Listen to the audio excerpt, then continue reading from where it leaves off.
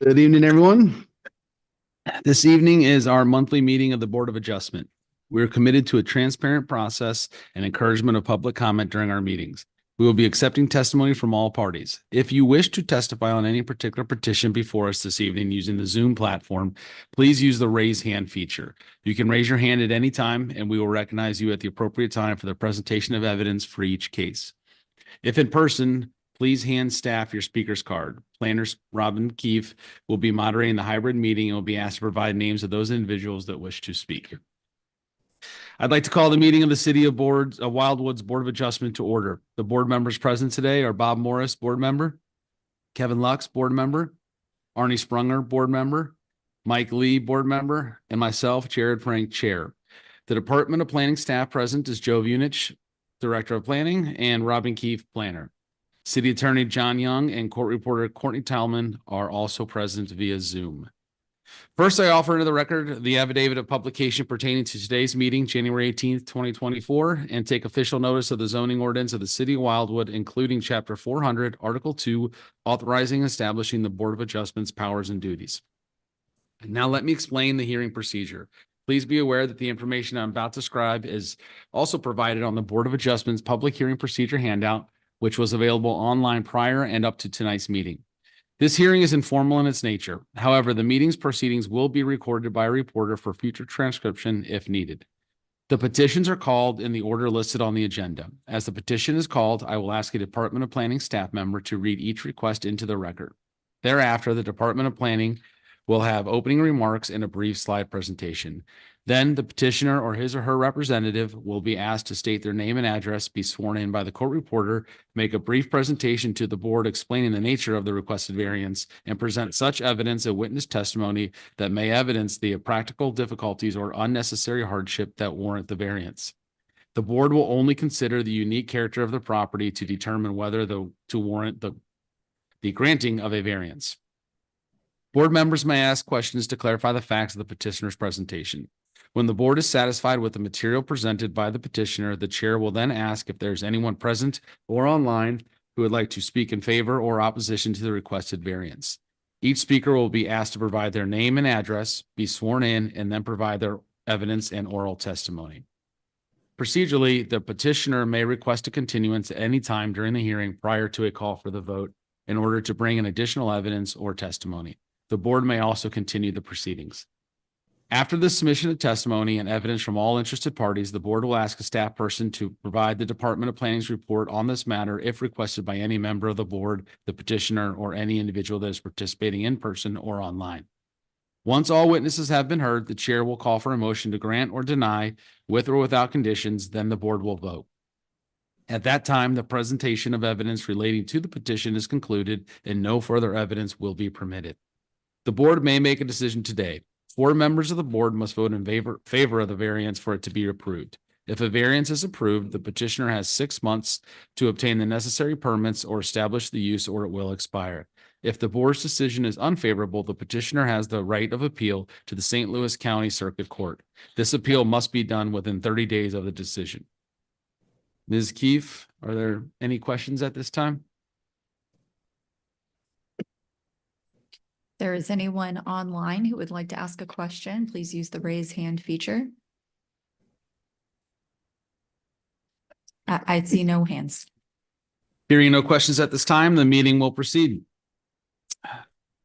Will the department please read the first request into the record, which will be followed by a brief slide presentation. Thank you, Mr. Chair. Mr. Chair, members of the board, the first item on the agenda tonight is 1-24 Elizabeth Kimball, 730 4B Road, Wildwood, Missouri, 63025. Requests an exception to the minimum yard requirements, general, for the purpose of constructing a new garage upon the property located at 730 4B Road, locator number 28W 610049, which would authorize a side yard setback distance of 27 feet in lieu of the required 30 feet. This request is contrary to the requirements of Chapter 415.090 NU Non-Urban Resident District Regulations and Chapter 415.070 Floodplain Regulations of the City of Wildwood Zoning Ordinance. This particular property is located in Ward 6. And Mr. Chair, with your permission, before Ms. Keefe begins the slide presentation, the department would like to enter into the record the following items.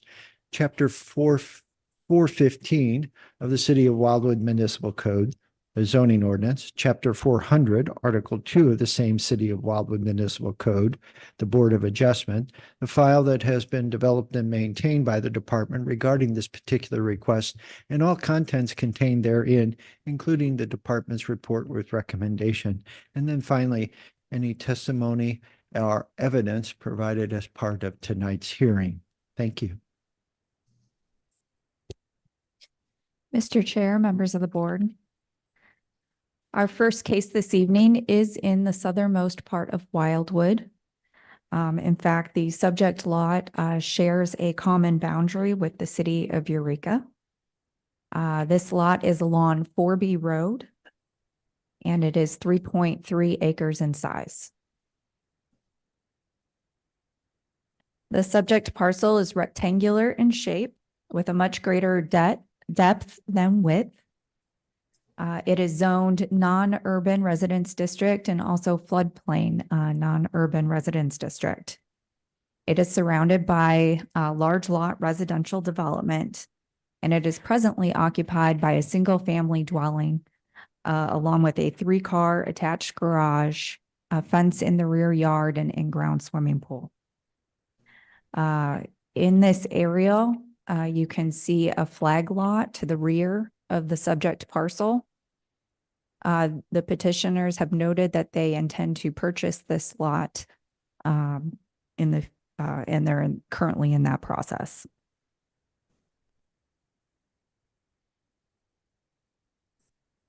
The subject lot has a varied topography. The front portion of it is encumbered by floodplain and also the 50-foot floodplain setback. It is mostly level in front and grassy turf area. And then in the rear yard, it ascends pretty steeply up 46 feet. And that is largely wooded. This is the front of the residence looking south.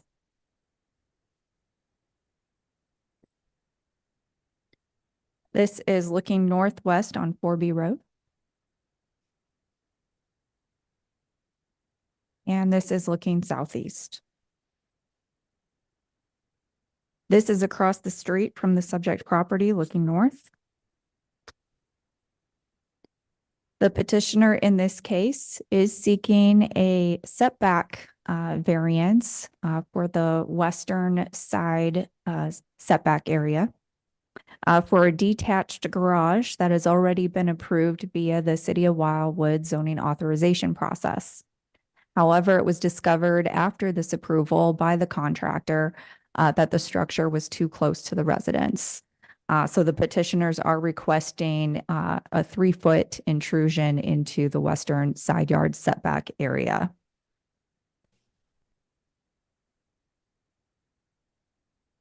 This is the approved plan for the structure.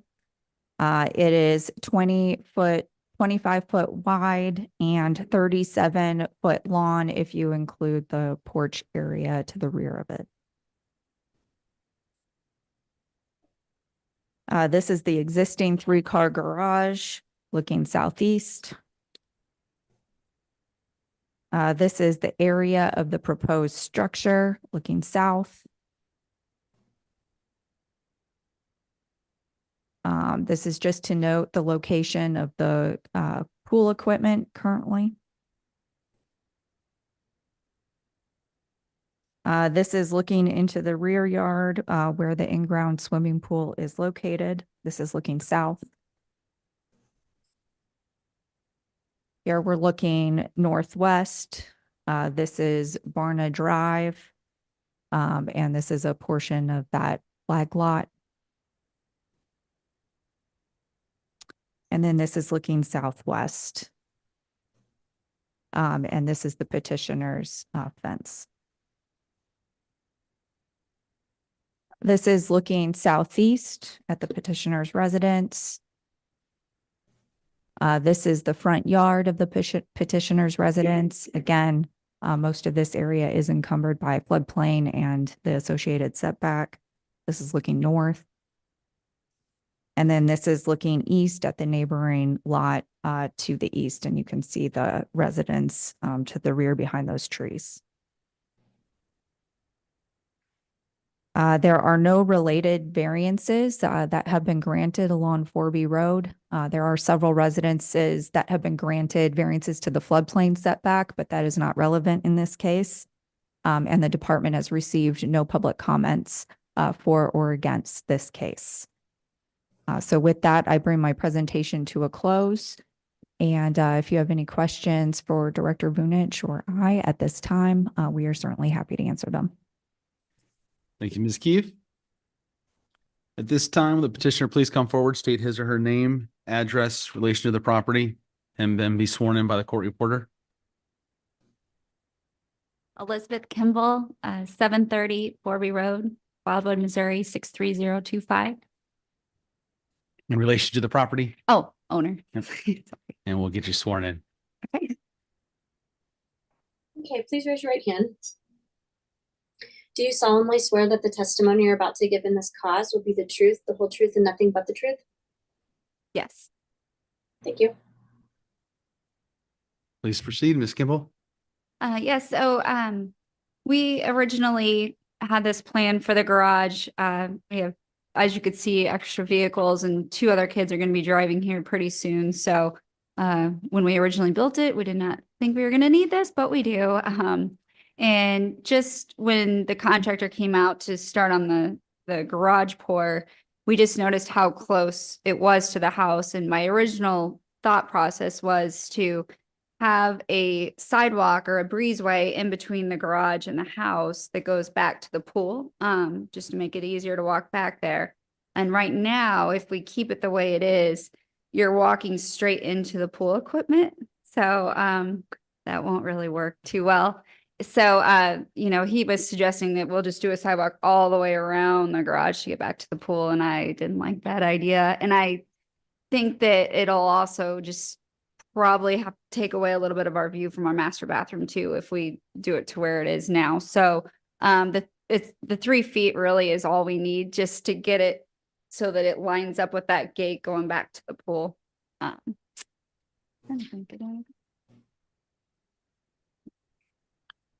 That's it. Anyone have questions for Ms. Kimball?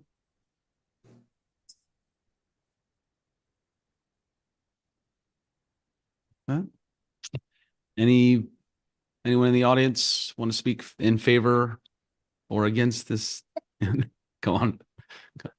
Yeah, please. We'll get you. Stand up, introduce yourself, relation to the property, and we'll get you sworn in as well.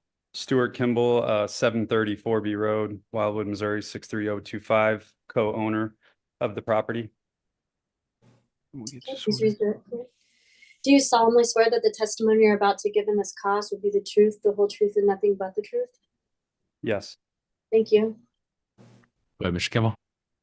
Just to back up everything she said, we've tried different garage designs over the last 4 years, and this is kind of the one that we stuck with. We've had 2 sets of plans drawn in the past, and we are looking to purchase the flag lot, 14 acres behind us, with Guy Bope of Barna Estates at some point. So hopefully soon that land will be ours as well. And if we had neighbors right next to us, I would understand that this may be an issue, but it's really just us and Barna Drive right there. So yeah, I'd like you guys to help us out here. Any questions for Mr. Kimball? Just a real quick one. The flag property that you're looking to buy, Yes. it's really a little bit hard to kind of tell where that is, but is it really just a tiny little sliver So that that's runs beside your property and then it opens up real big? Correct. So 744 Forby Road has like 25 feet on Forby Road, but then it narrows down to about 20 feet all the way back until it opens up to the 14 acres. Okay. So you'd, in theory, if those lots were combined, they're not, but if they were combined, you'd easily have enough space you know, you wouldn't be in a setback or anything like that. Correct. And we're Again. actually trying to split that lot with Guy right now. So we're in some preliminary drawings with Joe and our civil or surveyor to actually have a separate entrance to the 14 acres off of Varna Drive, but it's got to go through some natural resource protection boundaries because it's a neighborhood of Bope Estates. So ideally, I mean, I never want anybody to buy that 14 acres and put a driveway right next to our house and between Varna Drive. So that's really, we're just trying to protect that area there. Thank you. Thank you.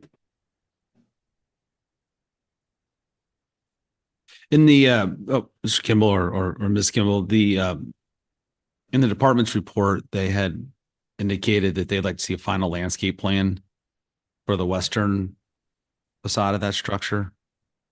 Any concerns there with that stipulation? Is there? I guess it would just be a question. Do I need to have my architect draw something, or Guy Bope owns a landscaping company? Can it be drawn on paper? What specifically would that entail? Department want to weigh in on that? Typically, the department does accept sketches or landscape Okay. plans of that nature. Yeah. We have no issues with any of that. Okay. Anyone else? Questions, comments? Good.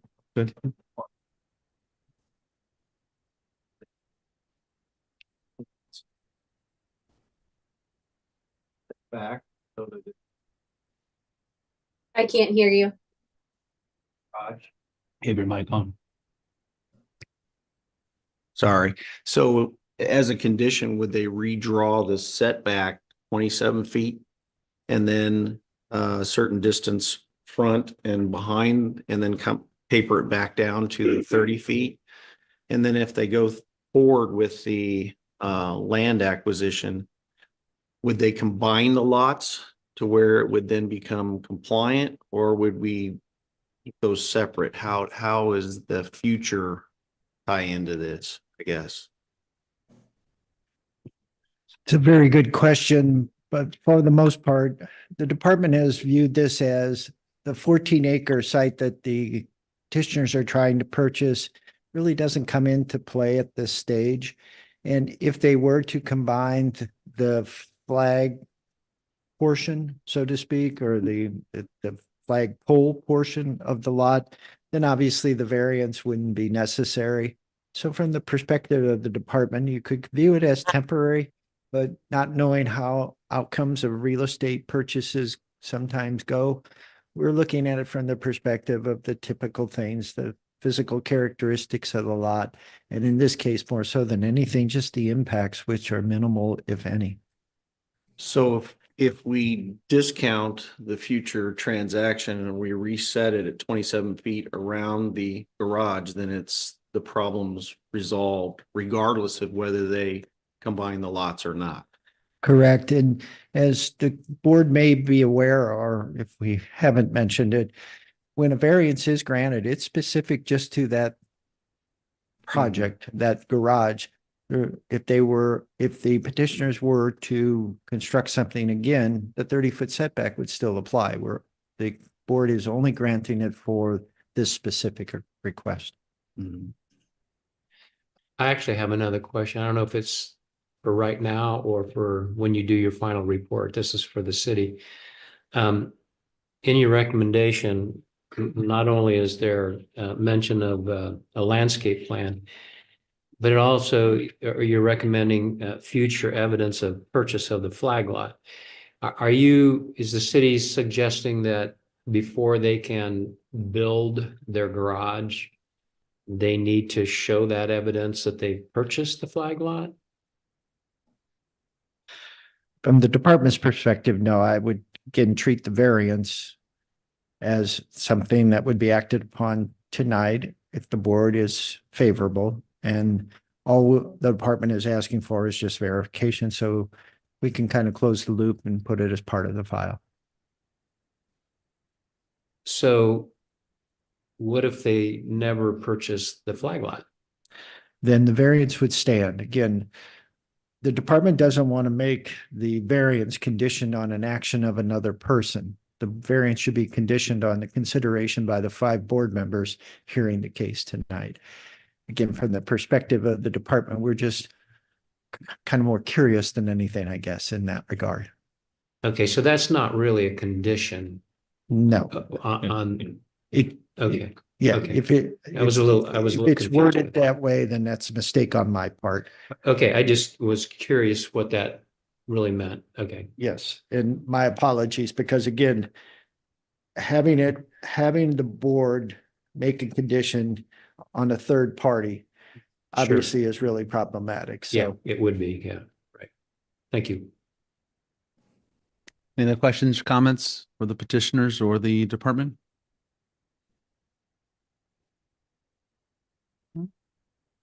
Would anyone like to hear the oral presentation of the department's report?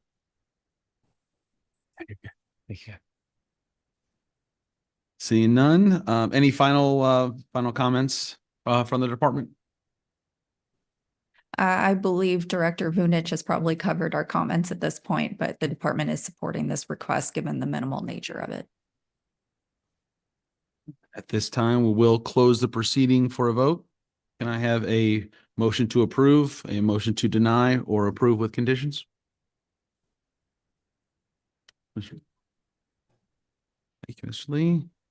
Do I have a- Very.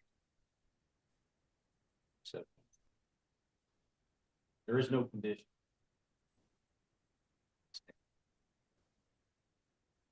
Is there a condition? Sorry, guys, Sorry. I can't. Are the mics on? Yeah, sorry. Oh. I'll move to approve the variance. There is no condition to purchase the flag lot, and then on the board or the staff's recommendation for the landscape plan as it's written. Do we have a second to approve with the condition as stated in the department's report to also submit a western facade landscape plan? I'll second. All right, thank you, Mr. Lux. Mr. Morse, how do you vote? Approve. Mr. Lux? Approve. Mr. Sprunger? Approve. Mr. Lee? And I approve as well. Congratulations, your variance is approved. We'll move right into the next petition. Thank you, Mr. Chair. Mr. Chair and members of the board, the next item and the last item on tonight's agenda is BA 2-24 Edward Gershenson, 18545 St. Albans Road, Wildwood, Missouri, 63038, requests an exception to the miscellaneous regulations of the zoning ordinance, which states that every single family dwelling erected or structurally altered shall be located on a separate lot or tract, while in no case shall there be more than one single family dwelling on one lot or tract, with such for the purposes of maintaining the existing residence without first the establishment of the primary activity or structure upon it, with it being located at 18545 St. Albans Road, locator number 24X540040, thereby authorizing its residential use throughout the construction of a new single-family dwelling. The existing dwelling is to be utilized by the applicant, then planned to be demolished after occupancy is issued to the new residence. This request is contrary to the requirements of Chapter 415, 380 miscellaneous regulations, and Chapter 415.090 NU non-urban district regulations of the City of Wildwood zoning ordinance. This particular property is located in Ward 1. And again, before Ms. Keefe begins the presentation of the slides, the department would like to enter into the record the following items. Chapter 415 of the City of Wildwood Municipal Code, the zoning ordinance. Chapter 400, Article 2 of the same City of Wildwood Municipal Code, the Board of Adjustment. The file that has been developed and maintained by the Department of Planning regarding this particular request and all contents contained therein, including the department's report with recommendation. And then finally, any testimony or evidence that is presented as part of tonight's hearing. Thank you all. Thank you, Director Vunich. Mr. Chair, members of the board.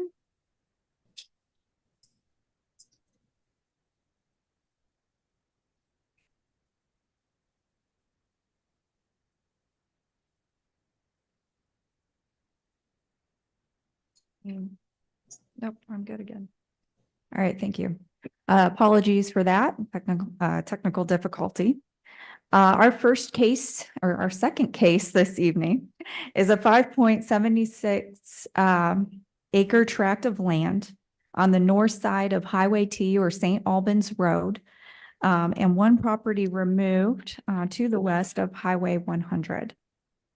This property does have frontage on Highway T, 445 feet of it. The subject lot is rectangular in shape, with a greater depth and width. It is presently occupied by a single family dwelling, that was built in 1959. And has a 2-car garage associated with it. There is also a pole barn on the property, which you can see at the very rear of it. That is 2,880 square feet in area. The property is zoned non-urban residence district, and it has a varied topography, but most notably, it has a 100-foot fall from the rear of the property to the front of it. Most of the property is lawn, surrounded by mature woodlands. And as noted, it is one big hill. All right, the request this evening is pretty simple. The petitioners are proposing to build a new single-family dwelling on the lot. And while that home is under construction, they would like to continue to reside in the existing dwelling located more towards the front of the lot. Once construction is complete, they are planning to then demolish the existing dwelling and move into the one under construction. This is Highway T looking southwest. You're welcome for the beautiful photo. This is Highway T looking southeast. Here we are looking east, and this is just a tree buffer at the front of the property. And this is another perspective looking northeast. Here is the existing dwelling looking northeast. And this is the front of the dwelling. This is the tree buffer parallel to Highway 100.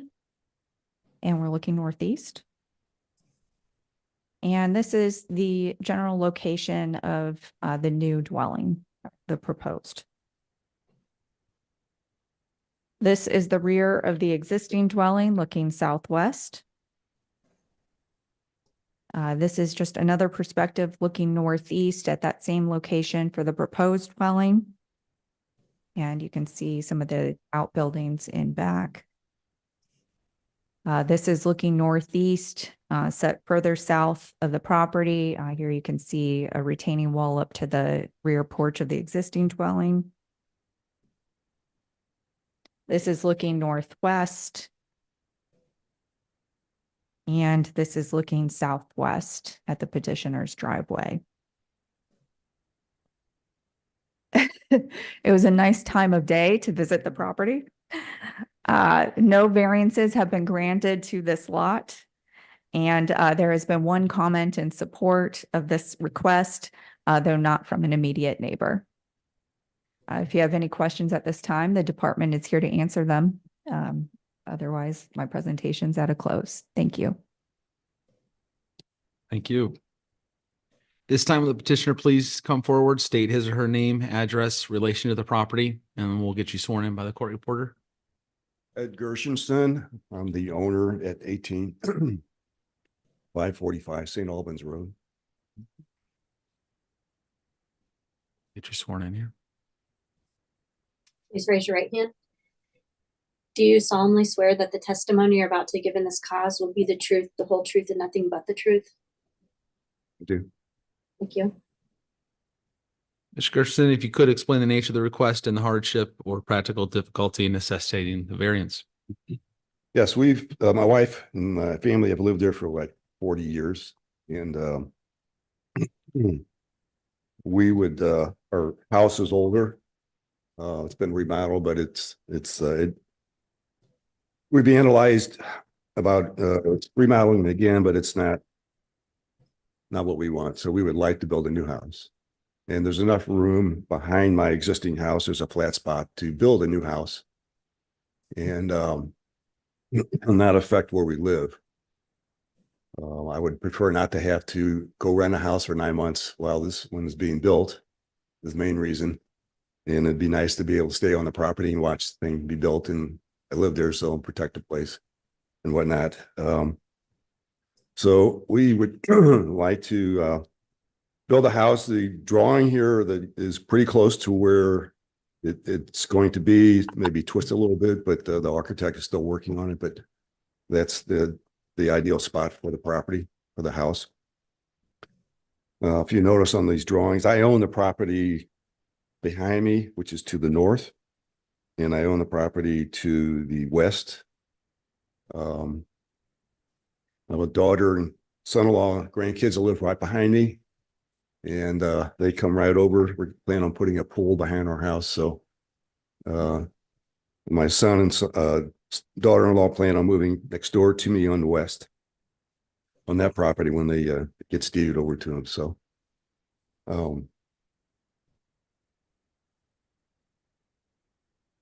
don't have anything else. Any questions for Mr. Gershenson?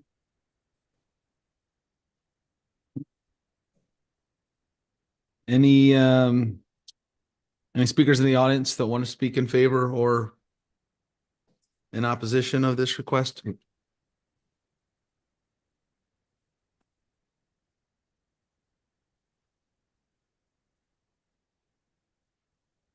I do not see any raised hands. Okay. Thank you, Mr. Gershenson. Would anyone like to hear a oral presentation of the department's report? Okay.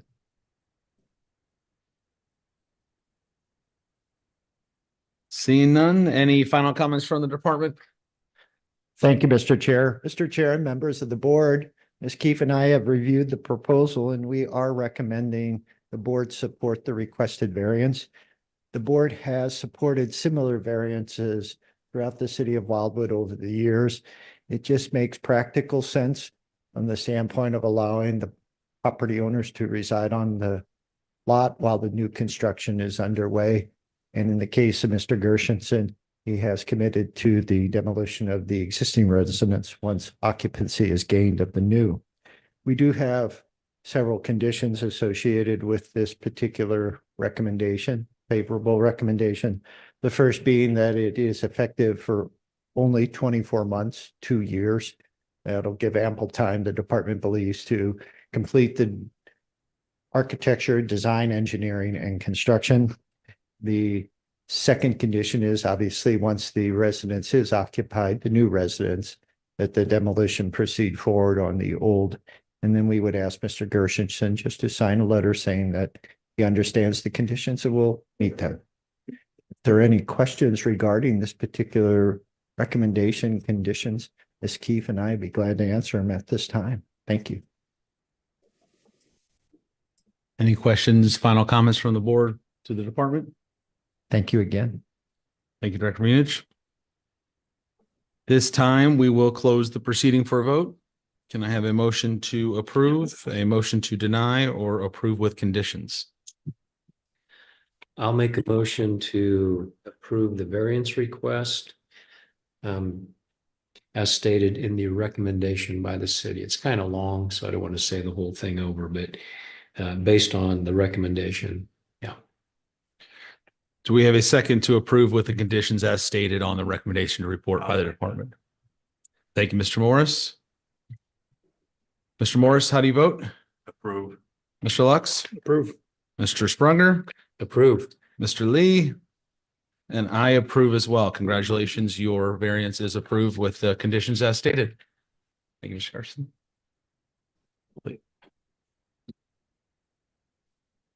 Thank you very much. We will consider this meeting adjourned. Thank you.